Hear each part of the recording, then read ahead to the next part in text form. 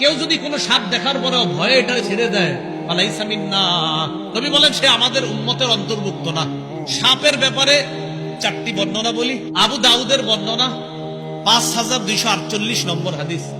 এই হাদিসের মধ্যে আসছে عن أبي هريرة رضي الله تعالى عنه قال قال رسول الله صلى الله عليه وسلم ما سالمناهن منذ حاربناهن।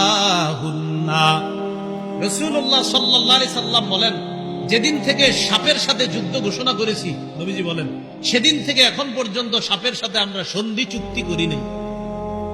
সাপের সাথে যেদিন থেকে আমাদের যুদ্ধ, এখনো পর্যন্ত তাদের সাথে শান্তি চুক্তি করি নাই, সন্ধি চুক্তি করি নাই। অতএব এটারে পাইলেই মারবা। মান তারাকা শাইআন মিনহুন্না খিফাতা, কেউ যদি কোনো সাপ দেখার পরেও ভয়ে এটারে ছেড়ে দেয়, ফালাইসা মিন্না, নবী বলেন সে আমাদের উম্মতের অন্তর্ভুক্ত না।